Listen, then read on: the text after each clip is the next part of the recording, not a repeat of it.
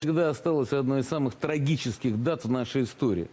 Хотя официальным Днем памяти и скорби стало относительно недавно. Мы заплатили огромную цену за нашу победу. До сих пор идут споры, можно ли было добиться ее меньшими человеческими потерями. Но, кажется, постепенно вот эмоции уходят, и история берет свое, как это часто. Потому что совершенно неожиданно для нас, но вопрос потери, вопрос Дня скорби в какой-то момент времени стал использоваться как абсолютно такое политическое оружие. Во многом для дискриминации страны и ее истории. Поэтому, если можно, я начну с историков. Прошу. Да, действительно, вопрос о потерях был долгое время одним из самых главных. Он являлся предметом политических спекуляций для обличения той системы, которая раньше была. Но на него надо смотреть не с позиции, связанных с эмоциями, а с позиции политического реализма. И, безусловно, уровень потерь, который был у Советского Союза, он объективно был обусловлен. Это надо понимать, потому что война – это не только событие здесь и сейчас, а это то, что ему предшествовало. И вот те предпосылки, те события, те столкновения, которые были до 1941 года, они делали неизбежными исключительно высокий уровень наших потерь в 1941 году. А он был исключительно высокий, то есть каждая потеря значима. Но просто если смотреть реальные потери советской армии, боевые, и потери вермахта, то они сравнимы. Да, колоссальные потери, которые у нас есть, связаны в первую очередь это с колоссальной жестокостью и подлостью немецко-фашистского режима. Это уничтожение мирного населения, уничтожение пленных, казни детей, то есть весь спектр. Да, безусловно, у нас основная часть жертв – это жертвы мирные, это жертвы не военные по статистике.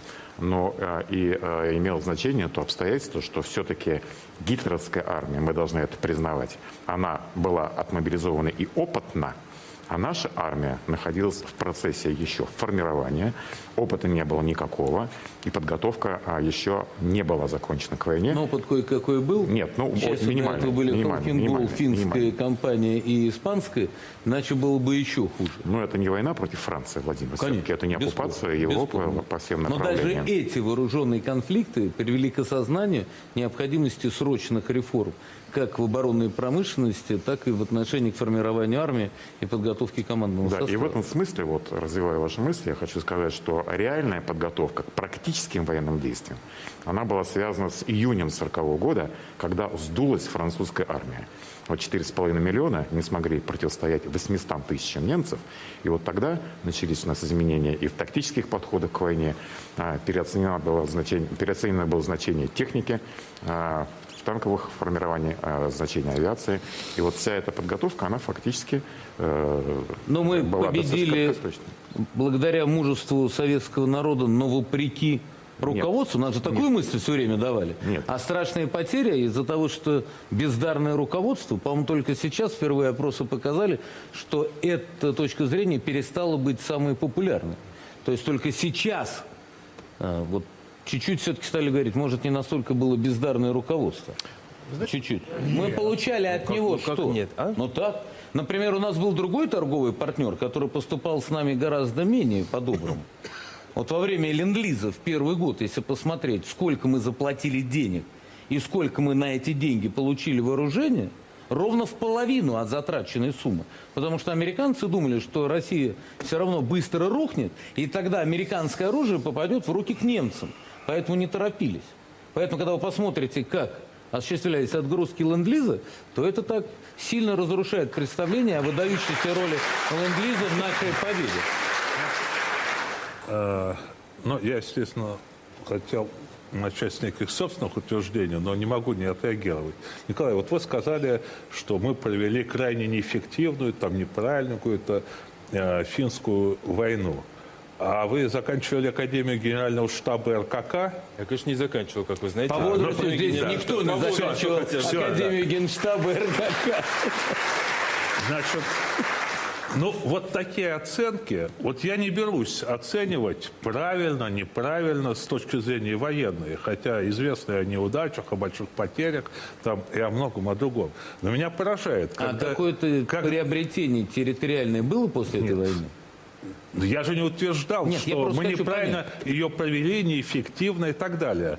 Вот.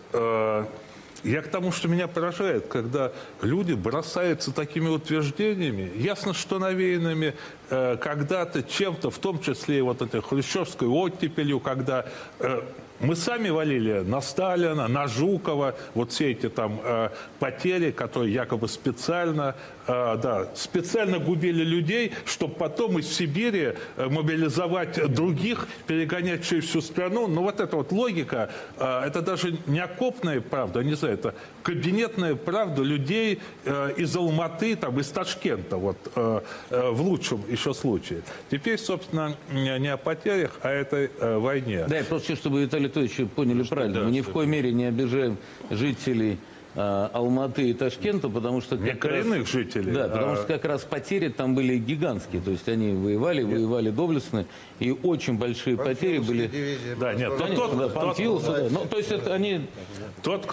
свою кровь проливали. Тот, кто все вместе хочет, часть меня Великой пойдет Победы. правильно, а кто не хочет, все равно будет трактовать вот это троглодитски самоуничижительно. Так вот,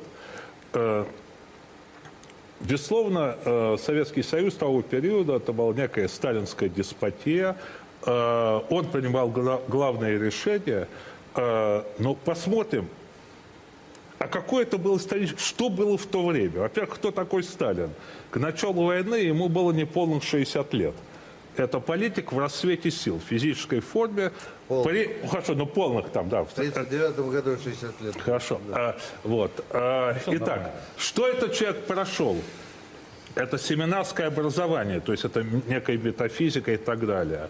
Дальше подпольная деятельность, ссылка, эксы, подпольная работа, в том числе за границей учеба, работа с большевиками, Октябрьское восстание, которое это переворот, участие в этом самом, гражданская война на фронтах и в кабинетах в Москве периодически.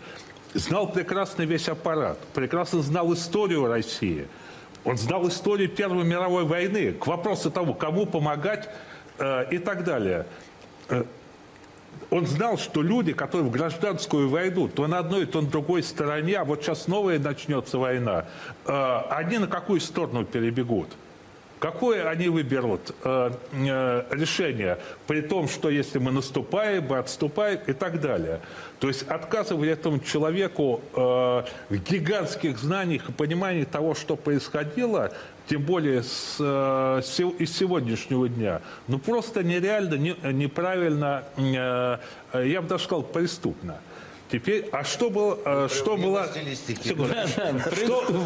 Преступно, да. Потому что я своим студентам говорю, вы можете какого угодно политика анализировать в своих материалах, фильмах, только вы сначала поставьте себя на несколько минут на место этого политика с его знаниями, опытом, с его карьерой, с его обязанностью принимать решения, от которых зависят судьбы миллионов, иногда десятков миллионов людей. Вот, дать всем много и хорошо не получится. Рассуждать получится так, и так далее. То же самое и еще в более жесткой форме по отношению к войнам. Теперь, а что был мир в этот период? Только что вышли из Первой мировой войны. Считали, что неизбежно многие будет ее будет новый этап. Страны европейские того периода, абсолютная половина из них это враги России по Первой мировой войне. Сталин что, должен был это не учитывать? А союзнички, которые за счет русских солдат обеспечивали себе отсрочку наступлений или отбивались от поражений еще при царизме. Сталин что этого и не знал? не так давно воевал с ними на фронтах гражданской войны. Совершенно верно. Когда 14 стран принимали участие в интервенции на территории нашей страны. А в реальности не 14, а 21 там, по-моему. Кому он мог верить в этой ситуации? Плюс, это все-таки марксист. Он что должен был верить? В буржуазную демократию? Но он в нее не верил по определению. Прав он или прав, в нее просто не верил. И тому было достаточно оснований. Что должен был верить правительством западных стран, которые то за союз России, когда она сильная, то ее ослабляет, ну и так далее. Это реальная ситуация, в которой действовал... только что исключили Россию из Лиги наций, как я понимаю. В которой действовал человек. Имея две главных задачи, я отбрасываю коммунистические идеи. Первое, естественно, раз уж война, то, во-первых, выстоять и победить. И второе, раз уж война, восстановить Россию под названием Советский Союз в ее прежних границах. Он же не собирался захватывать Соединенные Штаты Америки. В прежних границах Российской империи. Это нормальные стратегические расчеты политика. Он должен был следовать. Но не в 1941 году. я После уверен. этого, Вот тогда он давайте об этом не обсуждать, думал. насколько эффективно он это сделал. Но не говорить, что это Изверг, который привел к власти Гитлера, помогал Гитлеру, ну и так вот это все, ахинею хрущевская, не знаю, там Карен Георгиевич. какого-то толка.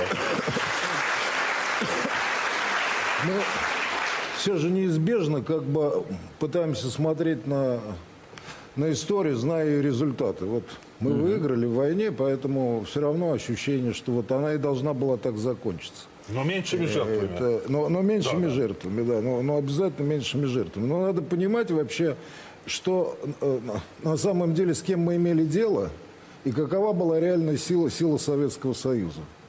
Значит, мы имели дело с лучшей армией мира, которая за год до этого разгромила две империи, напомню. Британскую и французскую, которая была тогда империей.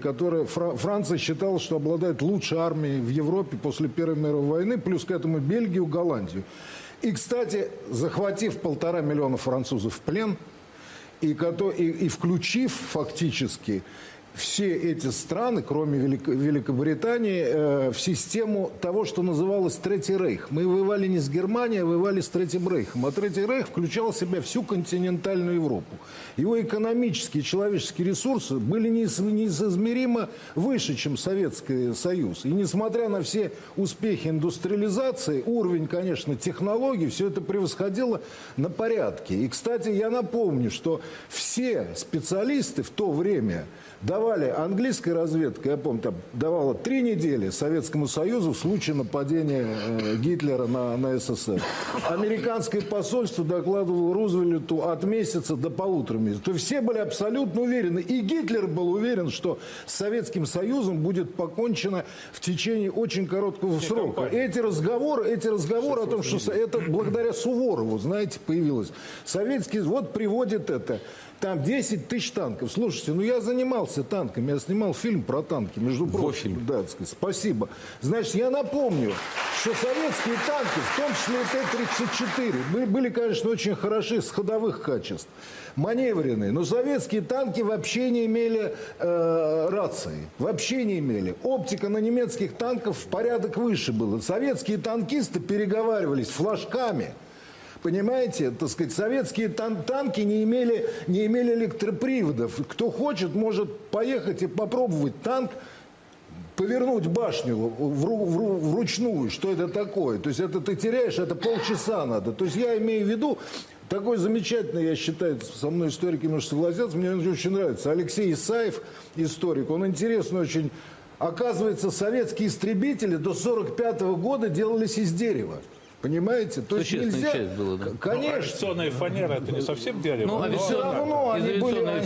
Немецкие это были из металла. И замечательная возможность подложить сковороды и бронированные кресла, чтобы... Поэтому причина, конечно, советское руководство делало ошибки, безусловно. И, с этим, и ошибки все делали. Конечно. Но, строго говоря, причина тяжелейших поражений первых 2 лет войны состояла в том, что они были намного сильнее.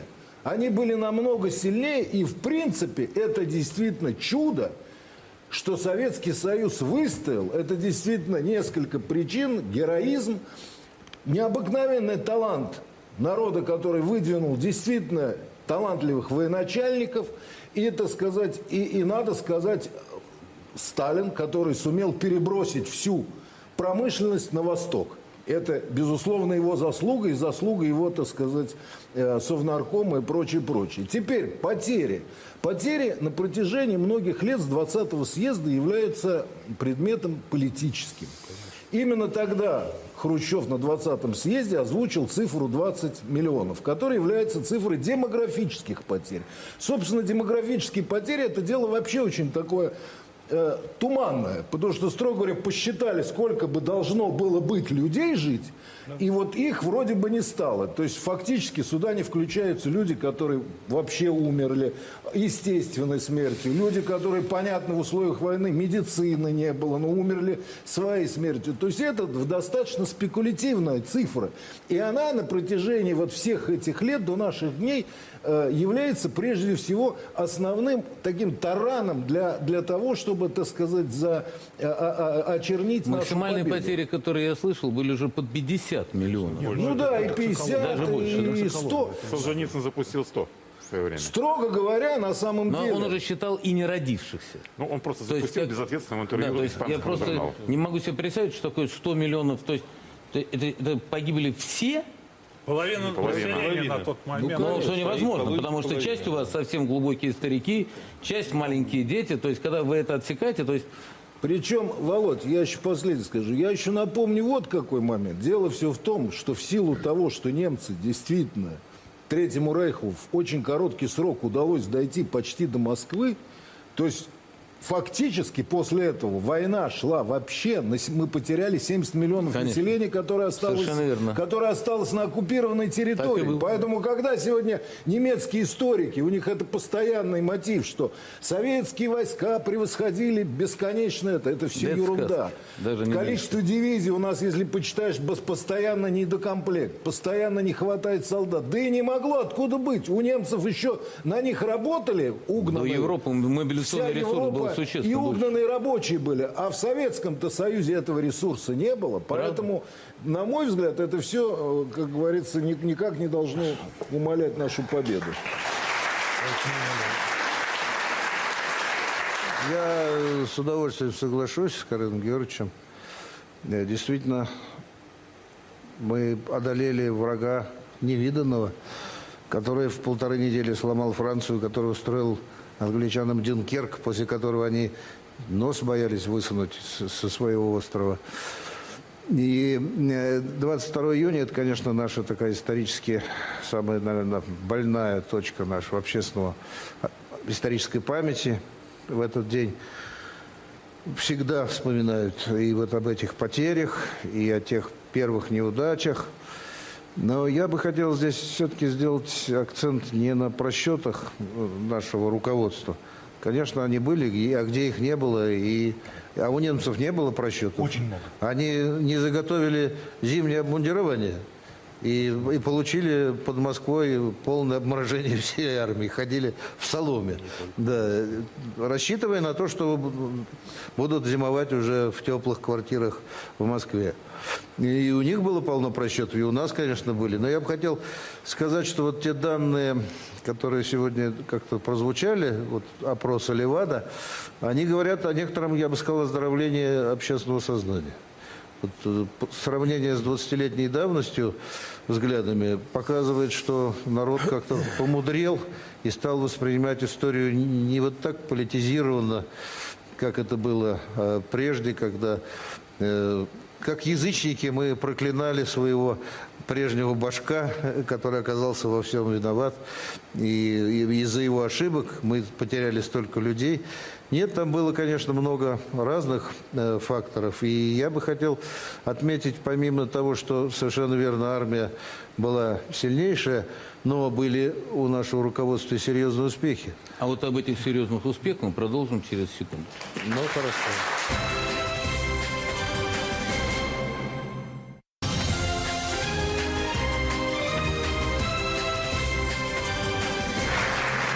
Продолжайте. Сколько бы нас не убеждали, что пакт Молотова-Риббентропа открыл, так сказать, дорогу Гитлеру и стал, собственно, началом Второй мировой войны, мы можем с уверенностью сказать, и вполне определенно, это был успех советской дипломатии. Это был успех Сталина, который понял, что западные союзники водят его за нос. Что они не собираются заключать с ним соглашение, как во времена Первой мировой, о войне против Гитлера на два фронта. И когда он это понял, он пошел на соглашение с Гитлером. И по этому соглашению, да, мы поставляли продовольствие и много в Германию. Ну и нечего этого стыдиться, это были договорные отношения. А они нам что поставляли? Поставляли и металлы, кстати говоря, и станки, технологии. Да. Это был вполне нормальный обмен. Поэтому успех пакт 1939 года, безусловный успех. Мы сумели оттянуть начало войны. Сталин рассчитывал, что ему удастся выиграть больше времени. Но этого не произошло. Тем не менее, это, безусловно, наша удача. И сколько бы ни говорил нам Суворов о том, что Сталин готовил превентивную войну, мы, кажется, уже переболели уже этой суворовщиной, и сейчас о ней уже мало кто вспоминает. Это тоже, мне кажется, очень позитивный сдвиг нашего общественного сознания. Тем более, что сейчас германские архивы, которые вполне уже давно открыты, если говорить о документах, и там вся война у вас перед глазами, пожалуйста. Там вполне очевидно, что германское командование, когда разрабатывало план «Барбаросса», оно не брало в расчет возможность превентивного удара со стороны Советского Союза. И это уже о чем говорит. Значит, и не было этой возможности, и она не была реальной. Так реальные историки посчитали потери? Послушайте, это во время войны можно посчитать потери фронтовые. Можно посчитать количество взятых в плен и умерших в лагерях. Но людей, которые умирали с голоду вот в этой зоне оккупации, вот эти 70 миллионов, людей, которых высылали в Германию, они там погибали, которых расстреливали в лагерях без всяких документов, такие потери посчитать практически невозможно. Поэтому потери нашей страны, не только фронтовые, а вообще потери населения были, конечно, громадны. Но я бы хотел вспомнить тоже один эпизод из своей биографии. Мой дед был танкистом и был на Курской дуге. Они на Курской дуге сумели подбить «Пантеру», и у него вся ходовая часть сохранилась. А он был механик-водитель, ему стало интересно, что там внутри. Он туда залез и рассказывал мне, я, говорит, обомлел. У них одна гидравлика. Кнопки нажимаешь, и все поворачивается. А у меня до 34-ки фрикцион. Его, чтобы выжать рычаг, нужно усилие 25-30 килограмм одной рукой. Да, говорит, техника у них была отличная. Но мы все равно их победили, потому что воевали лучше. Первое, я хочу обратить внимание на то, что Вторая мировая война была неизбежна. Она была порождена первой.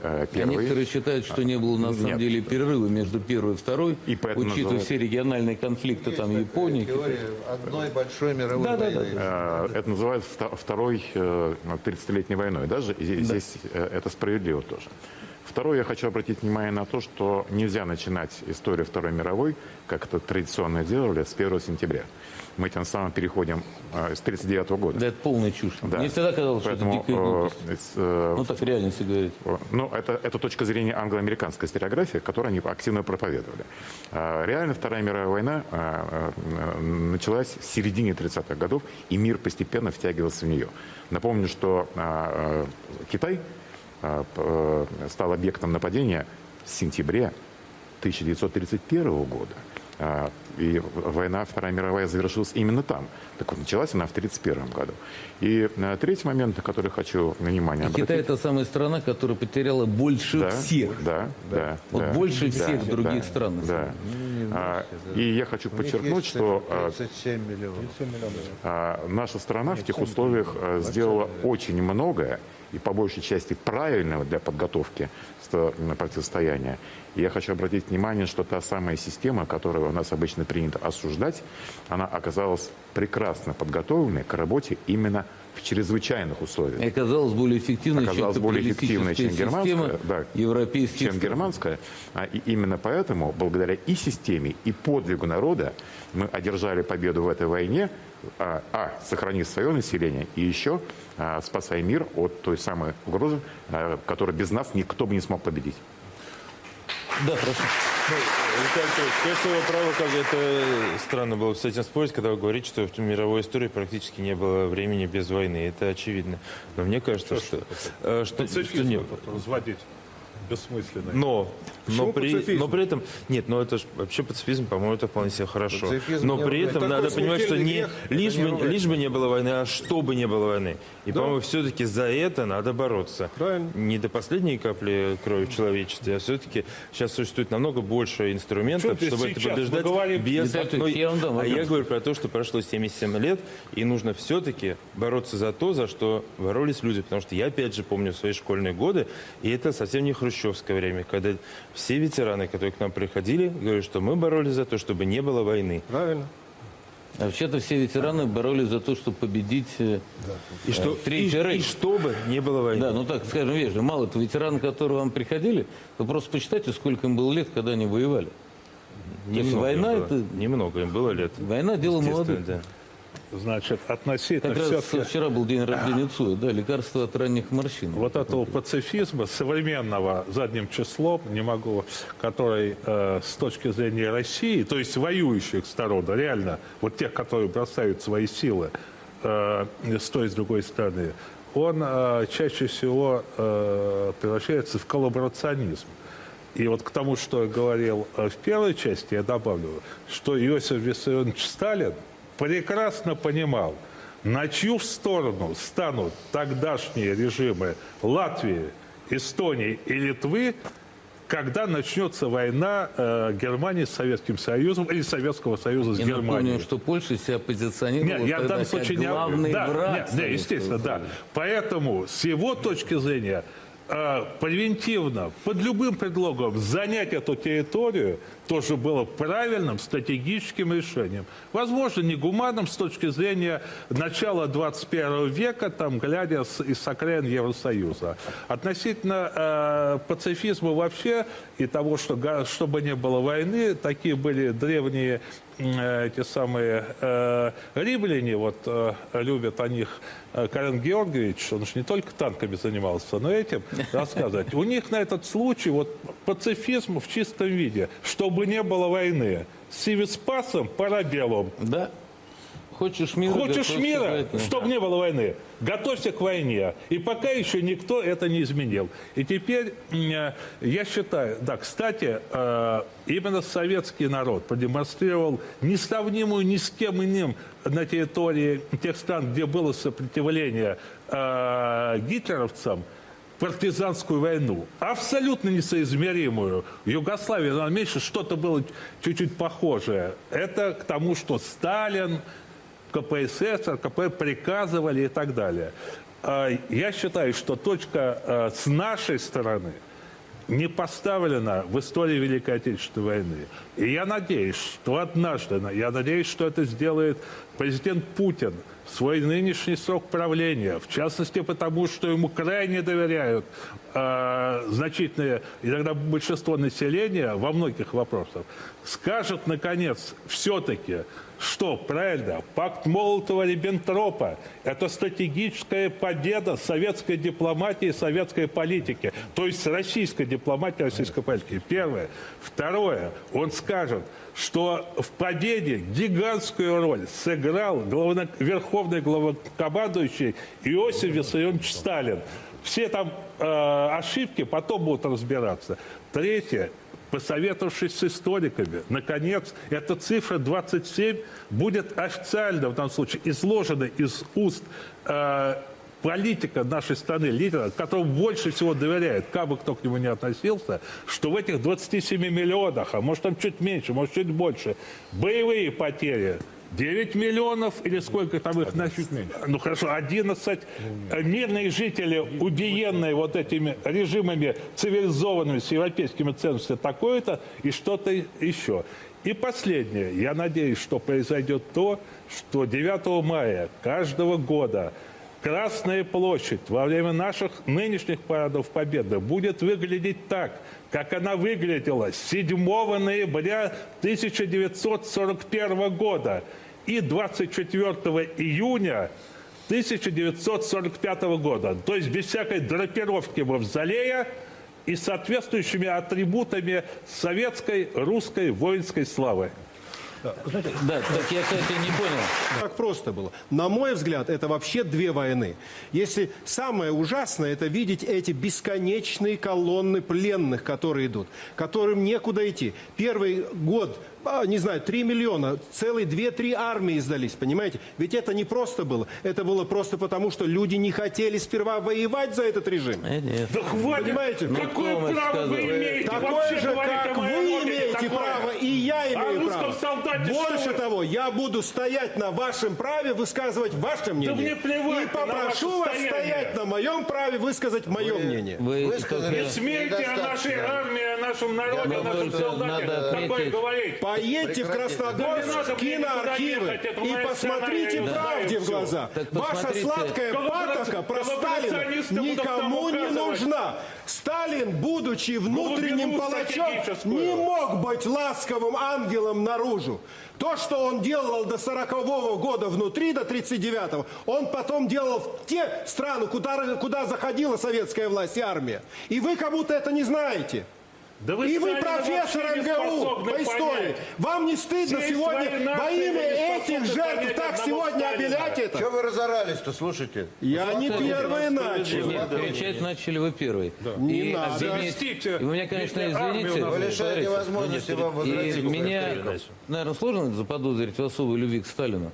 Вот у меня так получилось, что дед из ГУЛАГа пошел воевать.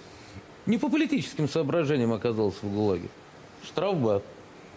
Он, наверное, мог сдаться. Он же, наверное, должен был бы ненавидеть власть. Он погиб. Он что-то не собирался нигде сдаваться.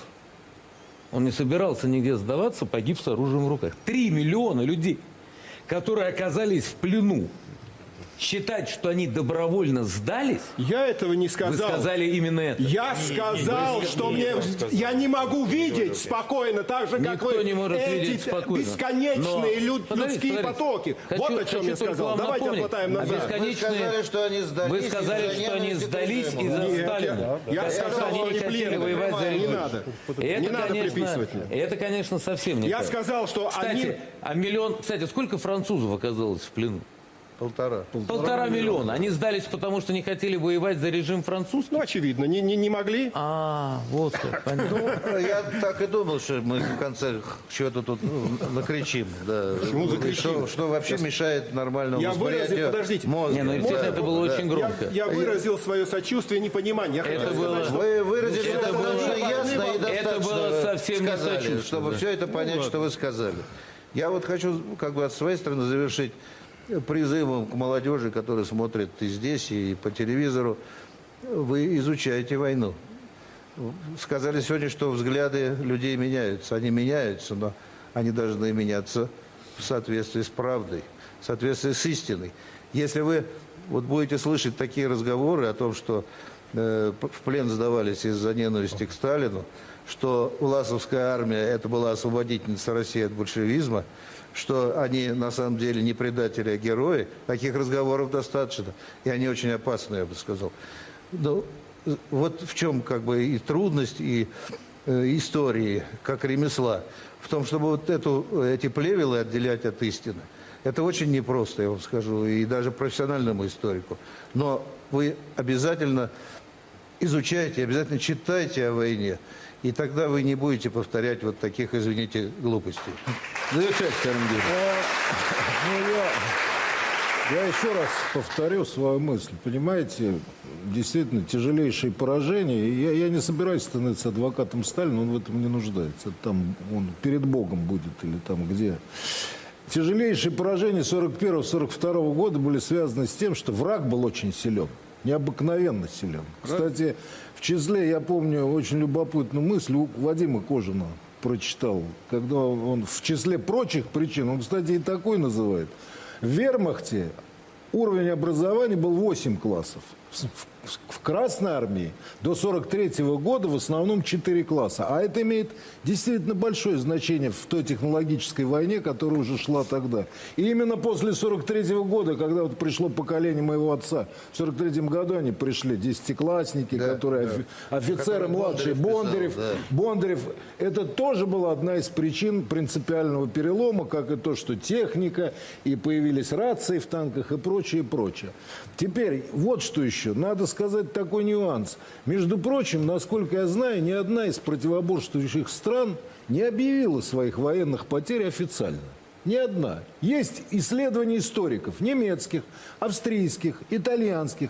Но ни одна страна, вот как мы на государственном уровне, не объявила официально своих потерь. Из чего я лично делаю заявление, что потерь на самом деле гораздо больше. А вот пиаром, рекламой, они владеют достаточно хорошо и гораздо лучше. И во многом они убедили и весь мир. И почти наш народ убедили, что чуть ли не они выиграли войну. Все эти истории про Витманов, которые 500 танков уничтожили, любой человек, который даже современный танкист, скажет, как ты можешь вообще зафиксировать, сколько ты уничтожил танков, когда бои идут на расстоянии 2-3 километров, и вообще не задача танков сражаться с танками. Но это геббельсовская пропаганда, так же, как их летчики, которые по 400 там, как это можно вообще понять? Но это все вбрасывается, это и, кстати, в нашу вбрасывается литературу, и в мировую. И чем это опасно вообще? Вопрос потерь. Я вам скажу, я принадлежу к поколению, которое еще помнит отношение народов Европы к советским людям. Они вообще, советских людей, они тогда знали. Вот в 50-е, в 60-е, в 70-е годы еще помнили и уважали. И уважали нашу победу именно за то, что знали, что мы победили благодаря, прежде всего, своим качествам. И это важно, потому что это ты не уговоришь таких людей воевать. А сейчас убедили, что трупами завалили, что это все вот так вот, что вот так выиграли войну. На Западе так и убеждены, благодаря вот этим. А это что на самом деле значит для нас практически? Выросли поколения, которые не боятся войны. Которые, в принципе, если им дать отмашку, у них нету страха перед российским солдатом, перед традицией. На самом деле, очень пренебрежительное отношение, между прочим, по итогам той войны вот в Европе и в Америке. И это благодаря вот этой вот пропаганде. Поэтому это очень важно, правильно, изучать историю и правильно расставлять акценты. И не превращать ее в какую-то спекуляцию, потому что в конечном счете это опять приведет к новой войне. 22